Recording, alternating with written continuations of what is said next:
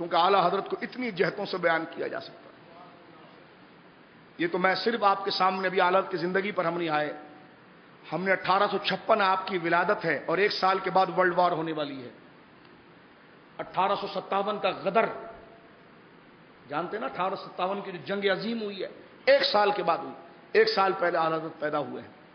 اس ماحول میں آپ نے تربیت پائی اور ایسا خراب ماحول کہ گرد و غبار اتنی اڑ گئی ہو کہ راستہ نظر نہ آتا ہو، اور اس گرد و غبار کو چیر کر اپنا مقام بیان کرے وہ امام احمد رضا. آپ کیا سمجھتے بونو؟ بغیر آستانے کے نذرانوں کے تو چل ہی نہیں سکتے تم. میں مشائخ کی بات نہیں کر رہا، مشائخ کو نذرانہ دینا سعادت ہے، لیکن میں تفضیلی ملاؤں اور پیروں کی بات کر رہا ہوں. توجہ ہے آپ کی؟ اور بھونکتے اعلیٰ حضرت پر ہیں. اب آئیے اس عظیم ہستی کا ذکر میں آخری میں کرنا چاہتا ہوں اور پھر اعلیٰ حضرت کے وصال پاک کی چند باتیں عرض کرتا ہوں میرے دوستوں. وہ عظیم ہستی جنہیں تاجدار گولڑا کہا جاتا ہے، فاتح قادیانیت کہا جاتا ہے. علم و رنگ میں کیا ہے، اس ناچیز رضوی کو یہ مرتبہ حاصل ہوا، مقام حاصل ہوا کہ جمعہ ہم نے سرکار تاجدار گولڑا پر پڑھایا. بیت ہم بریلی سے ہیں لیکن دیوانے گولڑا کے بھی ہیں. بیت ہم بریلی سے ہیں لیکن دیوانے سیال شریف کے بھی ہیں. بیت ہم بریلی کے ہیں لیکن دیوانے ہم توسا کے بھی ہیں، اجمیر کے بھی ہیں. کیونکہ میرا امام نظریاتی امام ہے. وہ کہتا ہے جہاں سے مصطفیٰ کا حقیقی فیض ملے کاسا لے کر پہنچ جاؤ. کیونکہ کیسے آقاؤں کا بندہ ہوں رضا. بول بالے میری سرکار، بول بالے میری سرکار. تو یہ سلسلے صرف ایک تعارف کے لیے ہیں، اپنے بس کا نمبر دکھانے. یہ ساری بسیں جاری ہے مدینے کی طرف، جنت کی طرف. آپ کون سی بس میں ہیں؟ میں قادری بس میں ہوں. آپ کون سی ہیں؟ چشتی میں ہوں. آپ کون سی میں؟ سہروردی میں. آپ کون سی نقشبندی میں ہوں. تو یہ بسوں کے نام ہیں.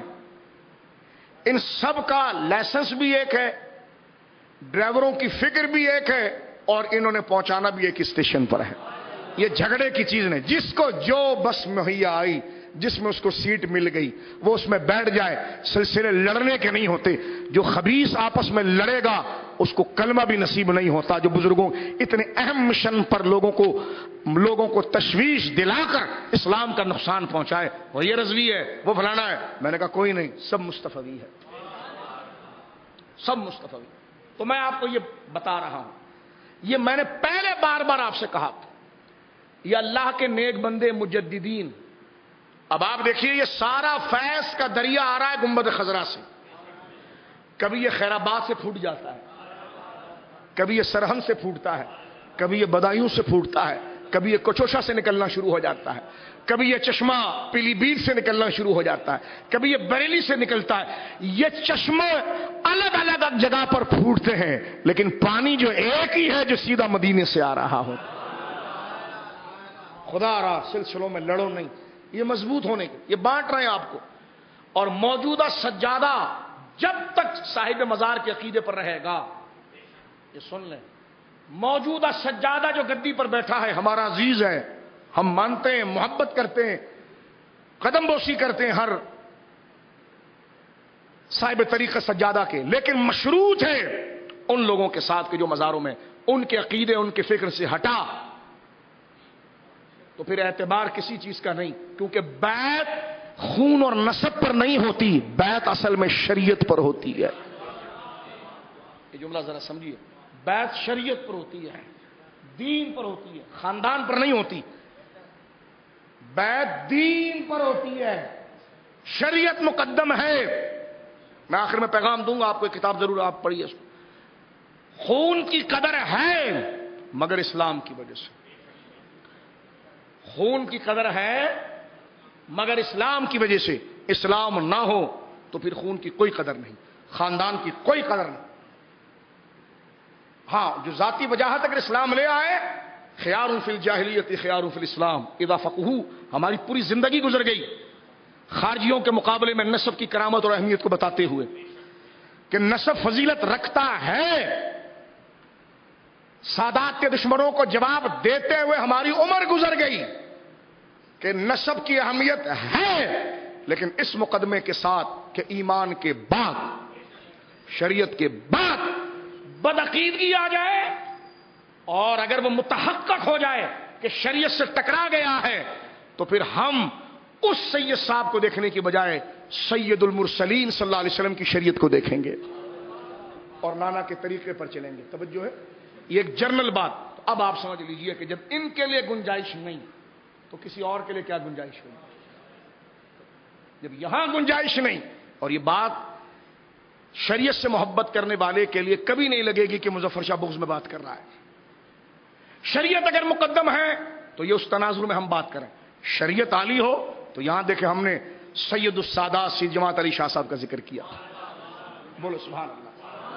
عقیدہ بھی اہل سنت والا ہو, معاملات ہوں, اور ہم تو خود ہمارے امام نے سکھایا دو جہاں میں خادم آل رسول اللہ کر, حضرت آل رسول مقتدا کے واسطے. بولو سبحان. تیری نسل پاک میں ہے نور, تو ہے نے نور تیرا.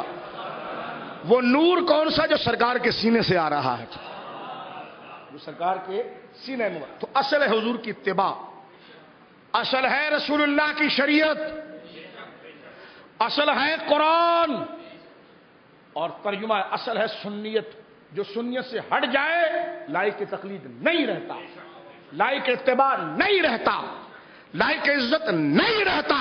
سنی رہے, سید ہو تو شان ہی کیا ہے. اگر وہ سید نہ بھی ہو اور سنی ہو تب بھی اس کے جوتے چوم لینے چاہیے, اور ساتھ میں سید ہو تو پھر تو بہت بڑی بات ہے. بات سمجھ رہے میری آپ. سنی ہو, سید نہ بھی ہو تب بھی وہ لائق تکریم ہے, لیکن سنی ہو اور سید بھی ہو تو پھر تو نور علی نور ہے. توجہ ہے. لیکن نور علی نور, نور پر نور, یہ پہلا نور شریعت کا ہے, اسی سے دوسرا نور آتا ہے. توجہ ہے آپ کی.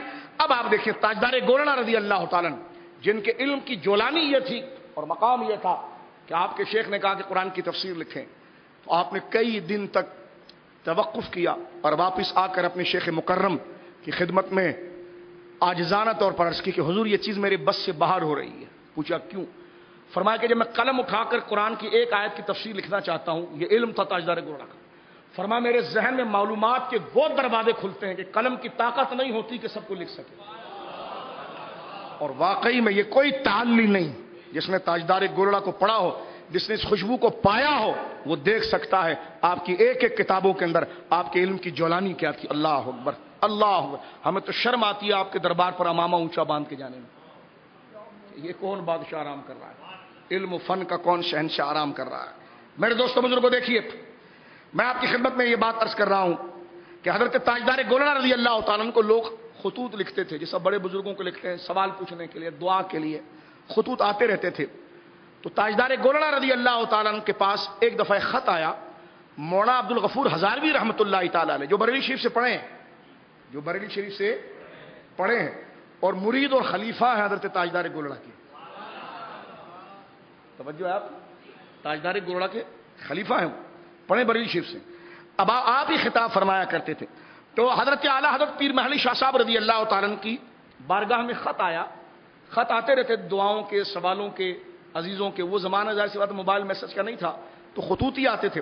تو ایک دفعہ خط آیا, اور جب خط آیا آپ کے سامنے, تو جب خط کو کھولا گیا تو اس میں اس مکتوب کو کھولا, یعنی خط کا لیٹر کا کھولا, تو اس میں اپنی بات لکھنے کے ساتھ ساتھ ایک شعر لکھا ہوا تھا, اور وہ شعر یہ تھا کہ پیش نظر ہے وہ نو بہار. یہ شعر لکھا ہوا تھا خط کے اندر, پیش نظر ہے وہ نو بہار, سجدے کو دل ہے بے قرار, روکیے سر کو روکیے ہاں یہی امتحان ہے. یہ شعر کتنا بلند ہے, ہم جیسے علمی یتیم کیا سمجھے. جب یہ شعر پڑھ لیا گیا نا تو تاجدار گولڑا نے اپنے سر مبارک اٹھا کر فرمایا اور ارشاد فرمایا کہ یہ کس ہستی کا لکھا ہوا شعر ہے, کیونکہ شعر آپ کے ذوق کا ترجمان ہوتا ہے, آپ کی فکر کا ترجمان ہوتا ہے, جو آپ سوچتے ہیں وہی لکھتے ہیں نا. فرمایا کس کا لکھا ہوا ہے, تو کہا گیا کہ یہ مولانا احمد رضا خان صاحب کا شعر ہے. تاجدار گولڑا سے کہا گیا کہ یہ مولانا احمد رضا خان صاحب رحمہ اللہ کا شعر ہے. تو اس وقت حضرت تاجدار گولڑا کے یہ شعر فرمایا, آپ نے فرمایا ایسا شعر کہنا انہی کی شان عالی کو مناسب ہے. یہ ہے بزرگوں کی آپس میں یاریاں.